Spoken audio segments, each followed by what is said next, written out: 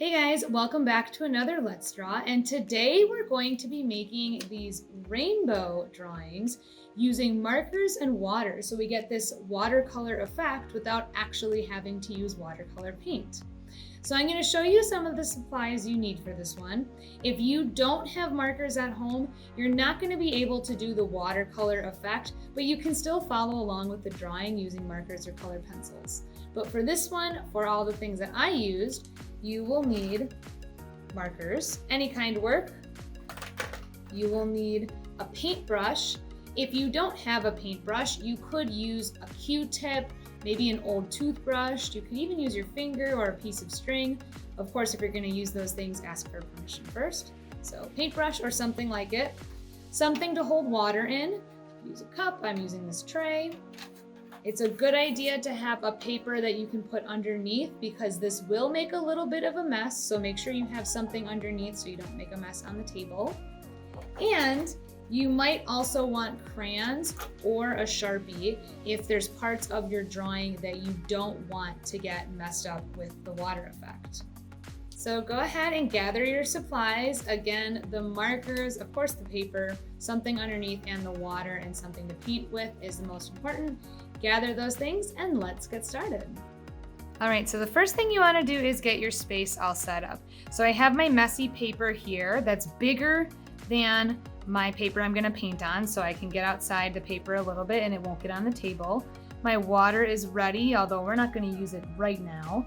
And then I have my markers all off to the side over here and my paintbrush, I'll put it right there. So what I'm gonna start with is just making my drawing like normal. You can kind of figure out how to draw the rainbow on your own without too much of my help, but if you want to do the watercolor effect, you have to do the whole thing in marker. Anything you do in crayon or color pencil, it's not going to work the same way. So I'm gonna start by using my gray, and I'm gonna make these two puffy cloud shapes with these curved lines. Now on the first one, I just colored it in all gray. But I think on this one, I'm gonna kind of color it in sort of scribbly because I wanna see how that ends up looking. It's always fun to try something new and see how it turns out. Because even if it doesn't turn out the best, then you just kind of got to learn something new, and then next time you might try something different. I'm gonna scribble some blue in my cloud too, just to see what happens with this one. Okay. And then what you want to do is choose the color you want to put at the very top of the rainbow. Now normally your rainbow has red, orange, yellow, green, blue, indigo, violet. However, this is your rainbow. You can make it have as many colors as you want, and they don't have to go in order. So I'm going to actually start with pink, and I'm going to start with my biggest arch first. I would start with your biggest one because if you start with a little one, it might be harder to go the other way. So I'm just gonna go in and I'm gonna do a bunch of bands of different rainbow colors. I might go in rainbow order or I might not, but I'll put the rainbow order next to my drawing while I'm working so you guys can see. So take your marker and do your rainbow bands.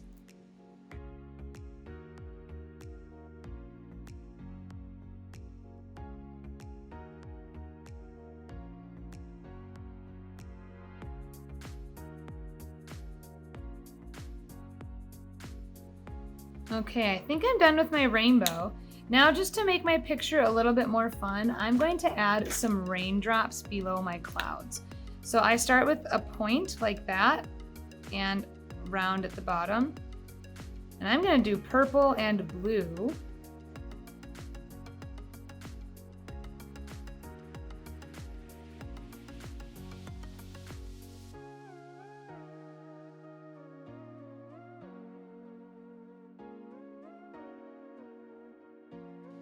And then I'm going to scribble some blues and purples in my sky just to make that more fun too. So I'm gonna go like this, kind of scribble side to side, and just being careful not to go over my rainbow. You don't have to do this part, but it's nice because then your sky just looks a little bit more exciting when we add the water.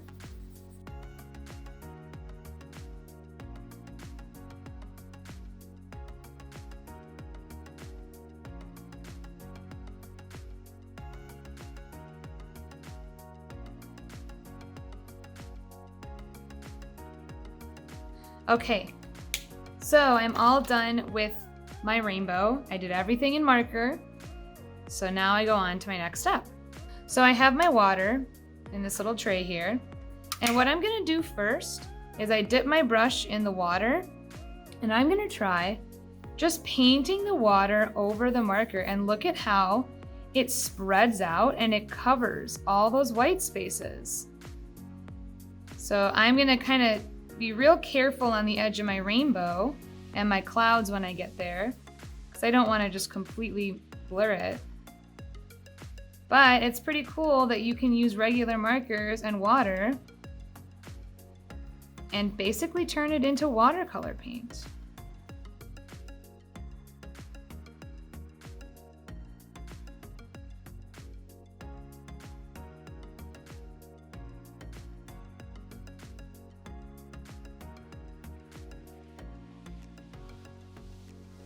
Around my raindrops, I'm gonna try just poking them with water.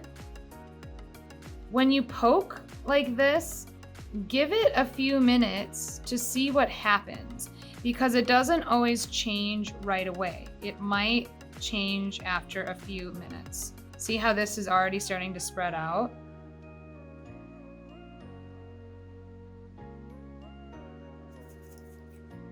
And then I'm gonna kind of make sure my brush is cleaned off, and I'm gonna do the same thing I did on the sky in my clouds.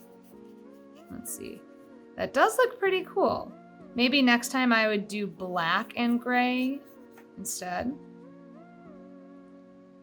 And inside your rainbow, I would not just put water all over it, because it's gonna get really mixed up. But what looks pretty cool is to just take your brush and tap some water droplets on it, and give it a few minutes and wait to see what happens. Okay, I know it looks like it didn't do anything, but let's let it sit for a little while and it'll change in a few minutes. So now it's been a few minutes and you can see how it's starting to change a little bit on the outside. And as time goes on, it'll keep changing more and more. So it's pretty fun to see what happens, and if you don't love it, you can always try it again, because it's a pretty quick project. I'll show you what my first one looked like when it was all finished.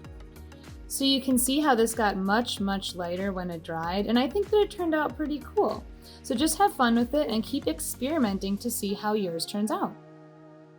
All right, guys, I hope you had fun making your watercolor rainbows with me today. I think it's really cool to see how they turn out, and they all turn out a little bit different.